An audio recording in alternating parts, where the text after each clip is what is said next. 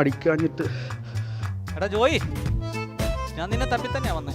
തപ്പി വരാൻ എന്നെ കുഴിച്ചിട്ടേക്കുന്നു. ഞാൻ ഈ വാർഡിലെ മെമ്പർ എന്നുള്ള നിലയ്ക്ക് എനിക്ക് ചില ഉത്തരവാദിത്തങ്ങളൊക്കെ ഉണ്ട്. എന്താ ഉത്തരവാദിത്വം? എന്താ ഉത്തരവാദിത്തം? നീ എന്താ ഇവിടെ കിടന്ന് അലമ്പുണ്ടാക്കുന്നത്? എന്റെ വീട്ടിൽ കിടന്ന് ഞാൻ മെമ്പറെ വീട്ടിൽ.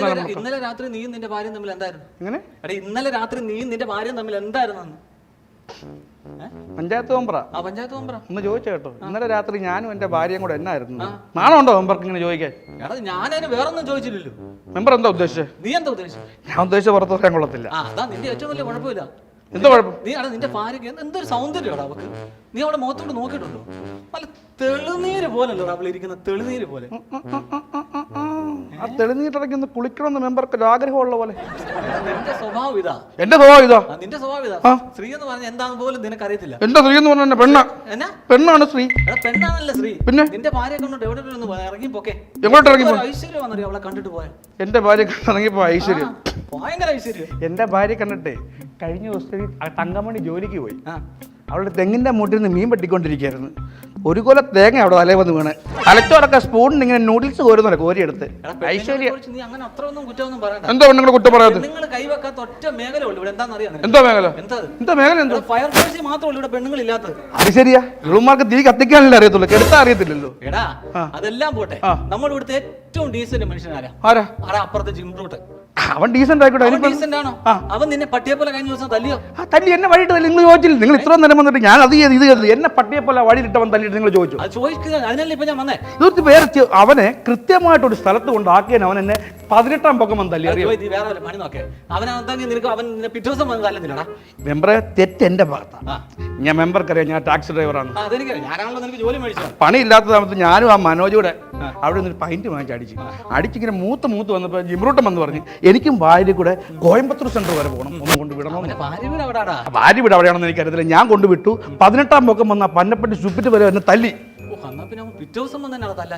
തെറ്റുപറ്റി പോയി. ഞാൻ ആ മൂപ്പിന്റെ പുറത്ത് അവനെ കൊണ്ടുവിട്ടതേ കൊറോണ സെന്ററിലായിരുന്നു. അവർക്കെല്ലാം കൊറോണ പിടിച്ചു. പിന്നെ എങ്ങനെയാ പിറ്റേ ദിവസം വന്ന് തല്ലുന്നത്? അതാ 18-ാം പൊക്കം തല്ലി.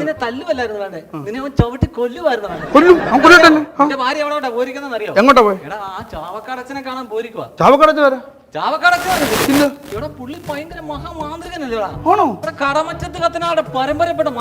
ആരുടെ പരമ്പരപ്പെട്ടാലും പുള്ളിയുടെ അഭ്യാസം എന്റെ അടുത്ത് നടക്കത്തില്ല. ഞാൻ ഇനിയും കുടിക്കും, എടുക്കും, അവളെ തല്ലും. നീ തല്ലിക്കോ, വരുന്നുണ്ട്, അച്ഛൻ വരുന്നുണ്ട്.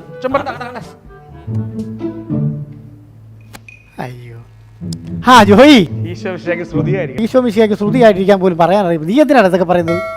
ഇങ്ങോട്ട് വന്നു. നീയും നിന്റെ ഭാര്യയും തമ്മിൽ എന്തായിരുന്നു ഇന്നലെ?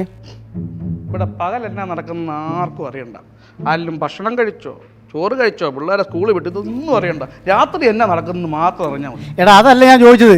ഇന്നലെ നിന്റെ ഭാര്യയെ നീ എന്തിനാ തല്ലിയത്? ഇന്നലെ തല്ലിയത് അച്ഛന് കാരണമുണ്ട്. എന്ത് കാരണം? കുറച്ച് ദിവസങ്ങളായിട്ട് ഇവള് വെക്കുന്ന ആഹാരത്തിന് ഉപ്പില്ല, മണമില്ല, ഗുണമില്ല, രുചിയില്ല, ഇതൊന്നുമില്ല. ഒരു സംശയമില്ല, നിനക്ക് കൊറോണയാ. എനിക്ക് ഒരു കൊറോണ ഇല്ല. പരിസരത്തെ എല്ലാ വീടിന്റെയും പരിയമ്പുറത്ത് അടുക്കളവാക്കി ചെന്ന് ഞാൻ തന്നെ തിന്നാറുണ്ട്. എന്നാ ടേസ്റ്റാന്നറിയോ? ശാന്തയുടെ ഒക്കെ സാമ്പാർ കൂട്ടിട്ടുണ്ടോ? പിന്നെ എനിക്ക് അതിനല്ലേ നേരം. സൂപ്പർ സാമ്പാറാ. എടാ നീ ഇങ്ങനെ മദ്യം കഴിക്കരുത്. എടാ മദ്യം കഴിച്ച് മത്രയും നടക്കരുത്. ഇങ്ങനെ ഞാൻ ഒരു കാര്യം പറഞ്ഞേക്കാം. എന്റെ അളിയന്റെ പേരുമായിട്ട് എന്നെ കൂട്ടി യോജിപ്പിക്കരുത് ഒരിക്കലും. ഞാൻ അവനോട്ട് കൂട്ടുകയില്ല, ഒന്നുമില്ല. ഞാൻ വെള്ളം ഒഴിച്ചാലും കഞ്ചാവ് പിടിച്ചാലും ജോയി തന്നെയാണ്. എടാ ഈ മദ്യം എന്ന് പറഞ്ഞ സാധനം എന്നാ നിനക്കറിയാവോ? ഇവിടെ ആരും പറഞ്ഞ് ചിരിക്കാൻ. രാവിലെ മോല് വെള്ളം ഒഴിച്ചെടുക്കുന്നത് എന്നോടാണ് ചോദിക്കുന്നത് മദ്യം എന്നെ അറിയാവോ എന്ന്. അച്ഛനെ ഞാൻ പറഞ്ഞുതരാം. റമ്മ്, ബ്രാൻഡി, വിസ്കി, സ്കോച്ച്, കള്ള്, പട്ടച്ചാരം, പാറ്റിയ, ഇതൊക്കെയാണ് മദ്യം. ഇതൊന്നുമല്ല. പിന്നെ മദ്യം എന്ന് പറഞ്ഞാണല്ലോ സാത്താന്റെ മൂത്രവാ. എന്റെ ദൈവമേ, ഞാൻ എന്നാ കേൾക്കുന്നത്? അത്രയും സാത്താനെ പരിചയമുണ്ടോ? പരിചയമുണ്ട്. എന്റെ വീട്ടിലോട്ടൊന്ന് പറഞ്ഞു വിടണം. എടാ സാത്താൻ ആരെങ്കിലും വീട്ടിൽ കൊണ്ട് നിർത്തുമോ എന്റെ ജോയിയെ? സാത്താനെ വീട്ടിൽ കൊണ്ടുവരുന്ന എടാ സാത്താൻ നിന്റെ രക്തമെല്ലാം ഊറ്റി കുടിക്കുമെന്ന്.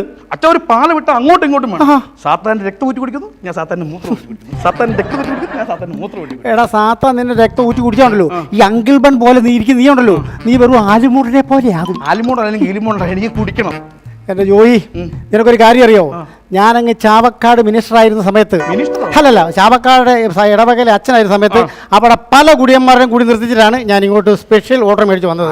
അതുകൊണ്ട് ഞാൻ കുടിക്കും. നിന്റെ കുടി ഇവിടെ നടക്കത്തില്ല ജോയിയെ. നിന്റെ നിന്റെ ഈ കുടിയുണ്ടല്ലോ, നിന്റെ കുടി ഞാൻ വേരോടെ പിഴുതെടുക്കാൻ പോവാം. കൃഷ്ണതുളസിയാണെങ്കിലും രാമതുളസിയാണെങ്കിലും ഇന്ന് പകൽക്കാലം ഇന്ന് നിന്റെ കൂടി നിർത്തിയിട്ടില്ലെങ്കിൽ കർത്താവേ, കാനായിലെ കല്യാണത്തിന് വീഞ്ഞാക്കിയ ദൈവമേ, ഇവന്മാർക്കൊക്കെ ഇതൊരു പാഠമായിരിക്കട്ടെ. ഇവന്റെ കള്ളുകൂടി നിർത്തണമേ. അച്ചോ, അച്ചോ, അച്ചോ പ്രാർത്ഥിക്കുന്ന സമയത്ത് മിണ്ടല്ലോ, അയാൾ നല്ല തെറി വിളിക്കുന്നു. ആണോ?